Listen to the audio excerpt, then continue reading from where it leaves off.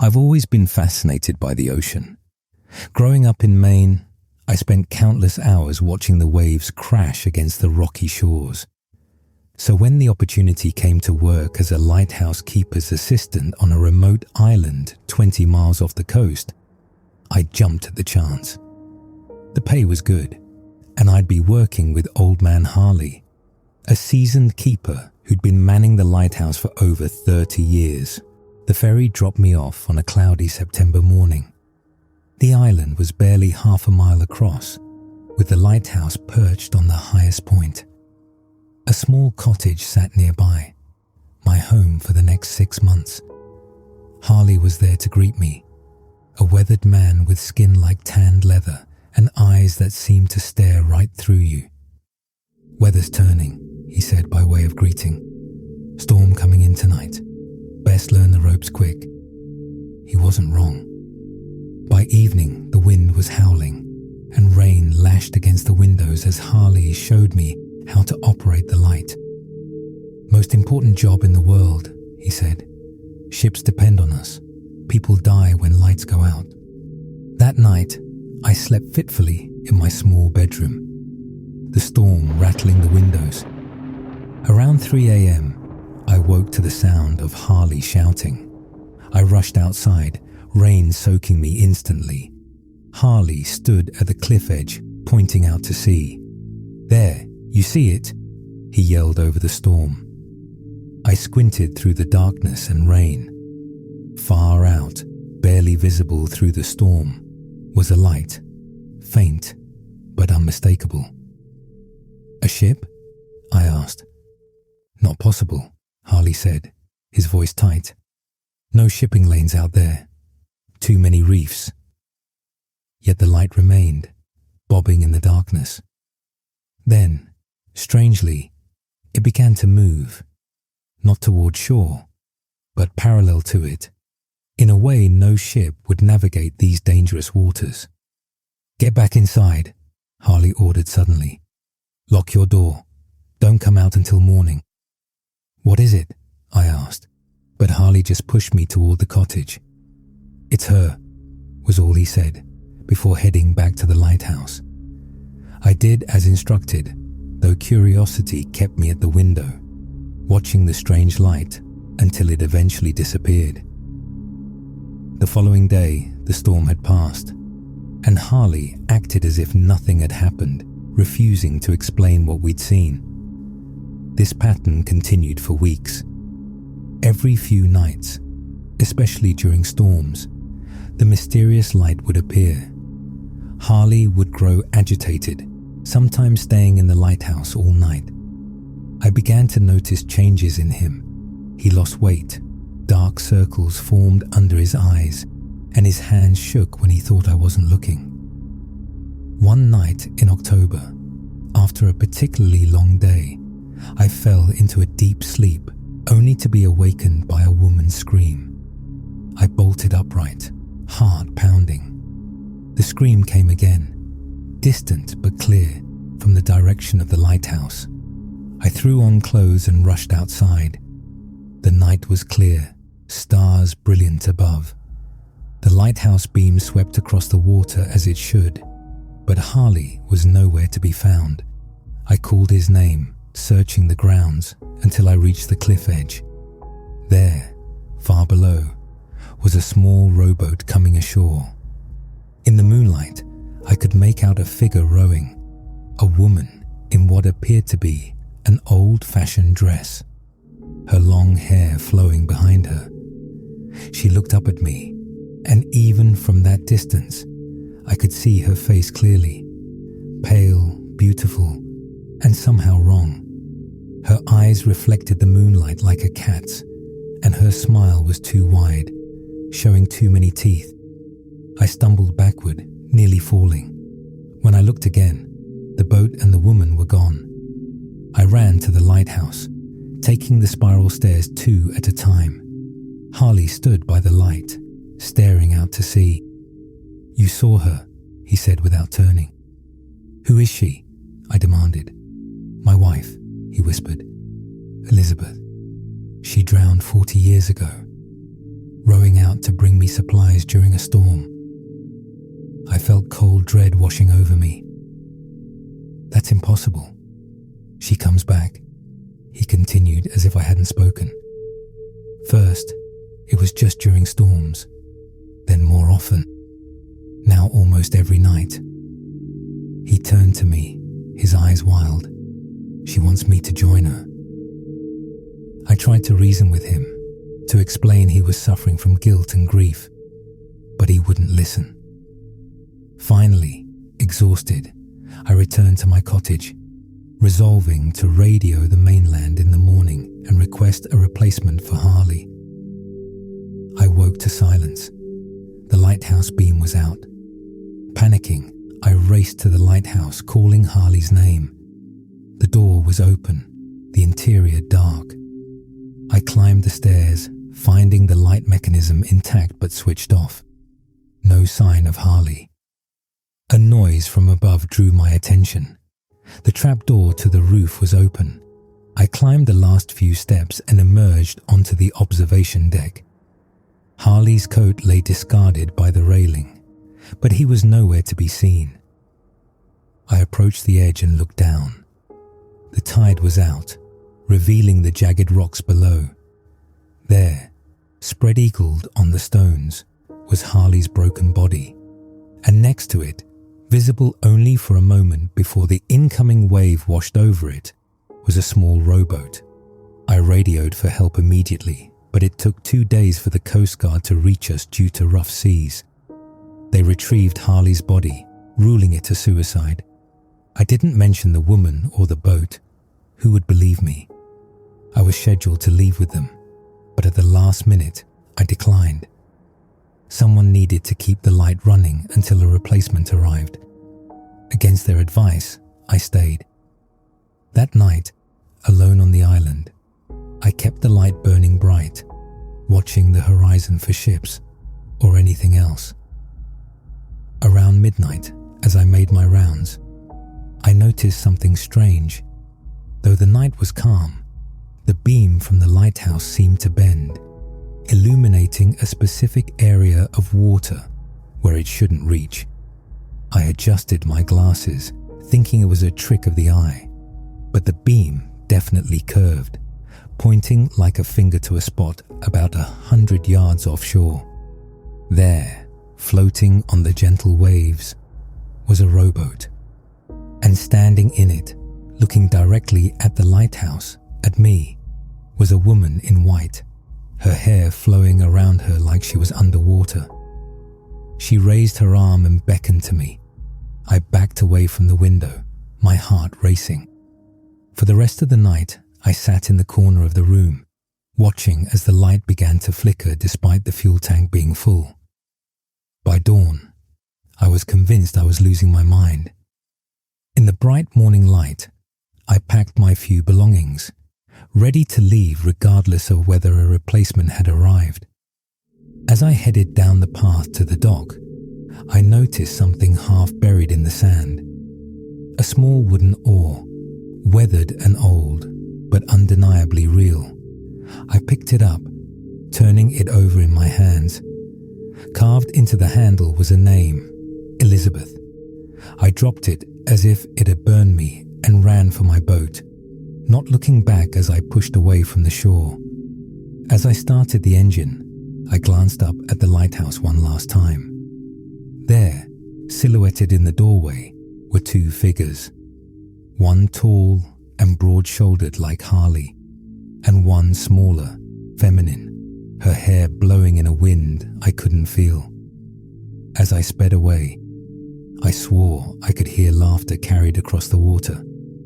I never returned to the island, and as far as I know, neither did anyone else. The lighthouse has stood empty ever since, its light occasionally seen by passing ships, even though no one maintains it. At least, no one living.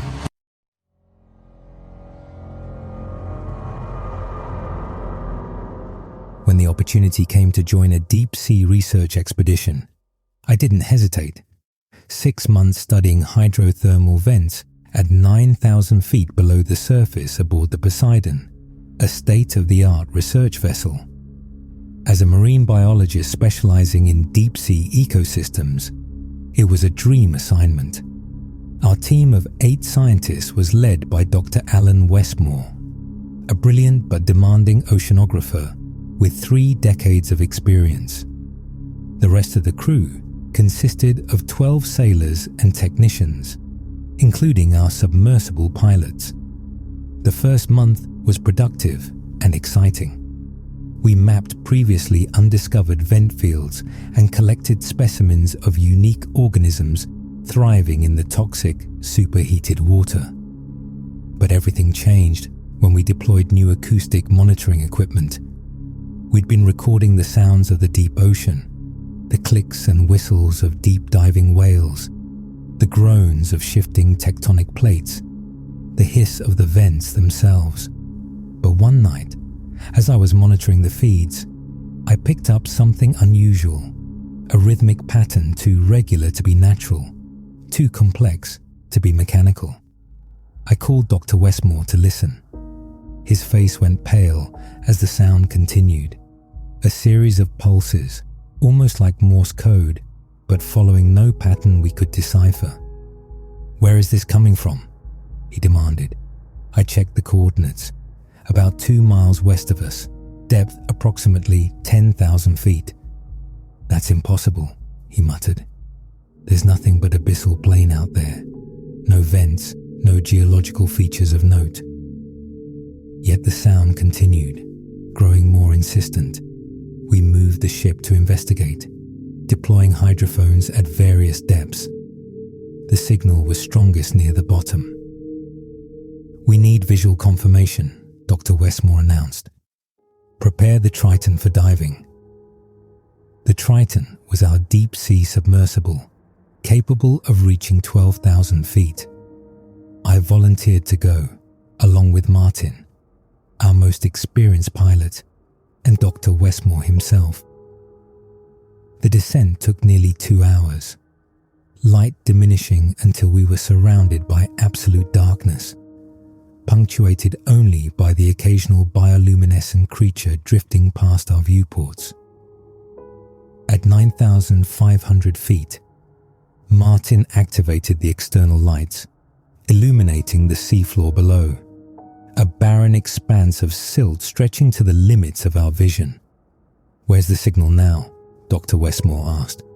I checked the monitors. "We're almost on top of it, less than 100 yards ahead." Martin eased the submersible forward.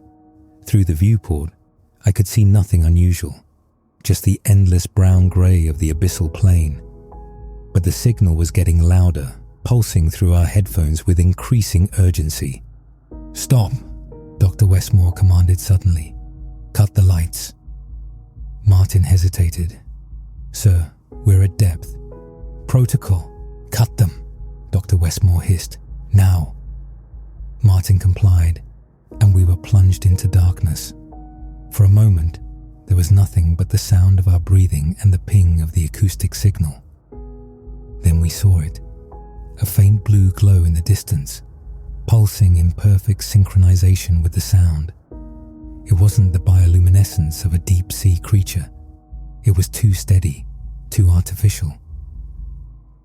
"Move closer," Dr. Westmore whispered, as if whatever was out there might hear us. As we approached, the glow resolved into a distinct shape, a perfect circle of blue-white light, approximately 6 feet in diameter, hovering just above the seafloor. It pulsed rhythmically, sending out waves of sound that we could now feel vibrating through the hull. "What is it?" I breathed. "I don't know," Dr. Westmore admitted, "but I've seen something like it before, 30 years ago in the Mariana Trench. We reported it to the Navy, and they took over our research, classified everything." The light suddenly intensified, and the circle began to expand.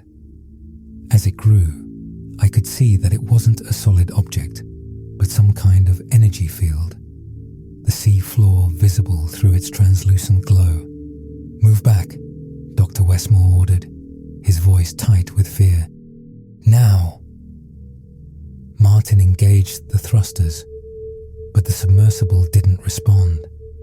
The controls were dead, all systems offline except for life support and interior lights. "We're being pulled in," Martin reported, his voice cracking. "There's some kind of current." The blue circle continued to expand until it filled our viewport entirely. The sound became deafening, even through the hull, not just pulses now, but a continuous tone that made my teeth vibrate and my vision blur. Then silence. The blue light vanished, and darkness enveloped us again. The submersible systems came back online, monitors flickering to life. "What happened?" I asked, my ears ringing in the sudden quiet. "Check our position," Dr. Westmore ordered, ignoring my question. Martin frowned at the navigation system. "That can't be right." "What is it?" Dr. Westmore demanded. "According to this, we're 18 miles from where we were a minute ago. And the depth reading," he tapped the screen, "we're at 11,200 feet. That's deeper than we're rated for." "That's impossible," I said. "We'd have noticed moving that far." Dr. Westmore said nothing, staring out into the darkness. After a moment, he reached for the exterior light switch. "Don't," Martin warned. "If there's something out there, we need to see," Dr. Westmore replied softly and activated the lights. The beams cut through the water, illuminating a landscape utterly different from the abyssal plain we'd been exploring. Before us was a vast structure, stone blocks larger than our submersible, fitted together with precision, forming walls and terraces that extended beyond our lights. The architecture was unlike anything I'd ever seen. Not Egyptian or Mayan or any recognizable style, yet undeniably artificial. "My God," Martin whispered. "Is that a city?" Before Dr. Westmore could answer, our radio crackled to life. "Triton, this is Poseidon. Do you copy?" Martin grabbed the handset. "Poseidon, this is Triton. We're experiencing some unusual phenomena down here."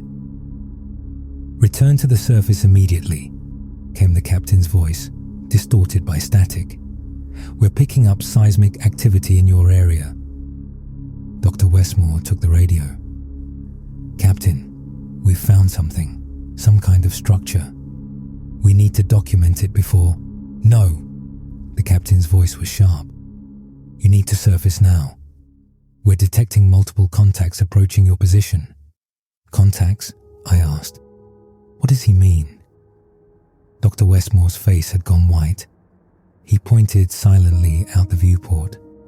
Moving through the water toward us were dozens of lights, blue-white, pulsing with that same rhythmic pattern we'd been tracking.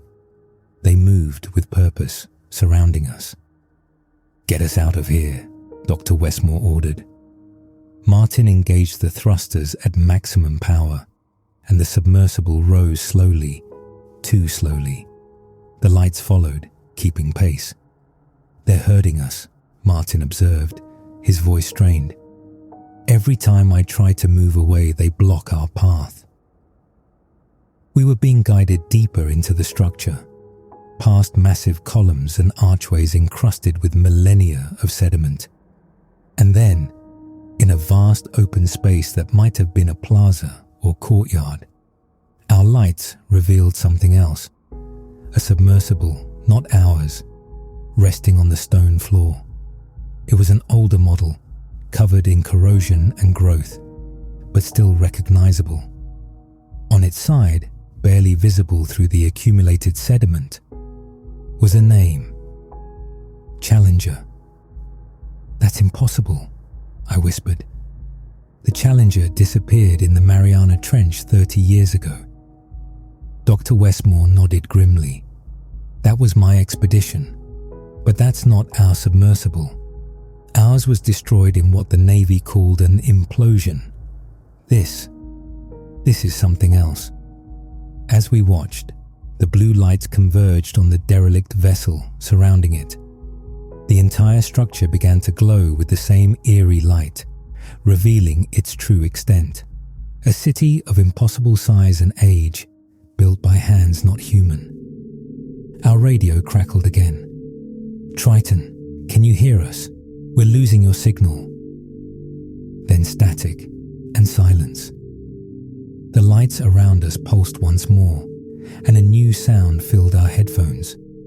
Not the mechanical patterns from before, but a voice, distorted and inhuman, yet somehow familiar. "Welcome back, Alan," it said. "We've been waiting."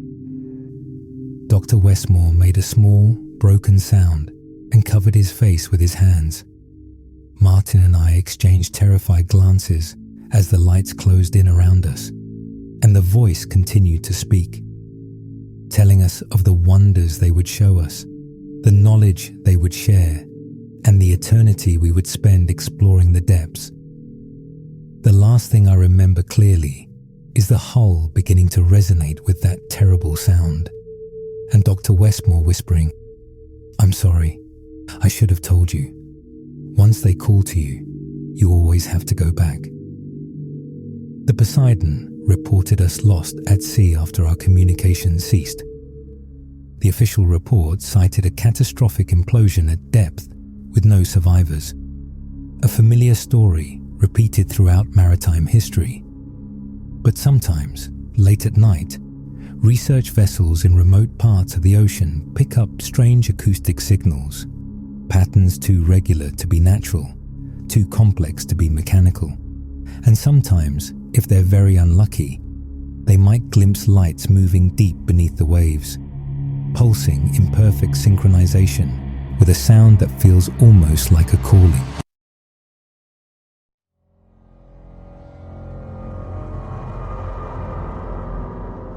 I never meant to go alone. The plan was for Marcus and I to sail his father's yacht, the Windchaser, from San Diego to Honolulu as a graduation celebration. Marcus had made the trip 3 times. I was the novice. 2 days before departure, Marcus fell ill with food poisoning. He insisted I take the yacht anyway, promising to fly and meet me there. "You'll be fine," he assured me from his hospital bed. "The autopilot's state-of-the-art, weather looks perfect, and you've got satellite communications." At 22, with a new engineering degree and an inflated sense of my capabilities, I agreed. The irony doesn't escape me now, how my technical knowledge gave me the confidence to make such a catastrophic decision. The first 3 days were perfect. On the 4th day, I noticed a storm to the southeast and altered our heading northward as a precaution. That night, I woke to the yacht pitching violently. The storm had changed direction, and we were sailing straight into it. Lightning struck the mast, frying the electrical systems. The autopilot was gone, along with most navigation equipment. By dawn, the worst had passed, but I was adrift with no electronics, no engine power, and only basic navigation tools I barely knew how to use. The satellite phone and emergency beacon were damaged. I was completely alone. Days blurred together as I rationed supplies and tried to sail manually toward Hawaii. After about 2 weeks, I spotted a ship in the distance. I fired my only flare, but it didn't change course. As it came closer, I saw it was derelict, an old cargo vessel, rusted and weathered. The name Urang Medan was barely visible on its bow. Desperate for supplies, I boarded the deserted ship. Inside, I found sealed food and water. In the galley was a logbook with an entry dated just 3 days earlier. "They're watching from the water. God help us, they're coming aboard tonight." On the bridge, I found the captain's log. The final entry was from June 1947, describing lights beneath the water and whispers in empty rooms. I remembered the story of the Orang Medan, a ghost ship found in 1947, its entire crew dead with expressions of terror, no signs of injury. The ship sank while being towed to port, yet here it was. I heard a scraping sound from below decks. Running back to the deck, I saw the water around both vessels darkening, as if ink were spreading beneath the surface. Then I saw faces in the water, human faces with open eyes watching me.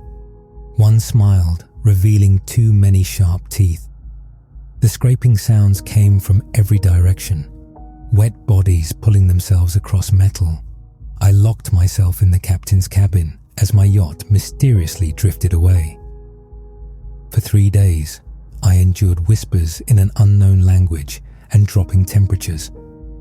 On the 4th night, I woke to silence. The ship was empty again, the water normal, and my yacht tethered alongside as if it had never left. I fled back to the wind chaser. Looking back, I saw the deck crowded with people in 1940s uniforms, standing perfectly still. Their forms wavered before dissolving into mist that flowed into the water. The Orang Medan itself faded until nothing remained but empty ocean. 7 days later, a Japanese fishing vessel rescued me. My story was attributed to hallucinations from dehydration and isolation. My yacht's log showed 16 days unaccounted for. I was adrift nearly a month, though I remember only 2 weeks. Sometimes, on clear nights, I still see faces in the water. And in my dreams, I hear whispers growing clearer, as if learning to speak in a language I might someday understand. I never returned to the sea, but sometimes I think the sea is trying to return to me.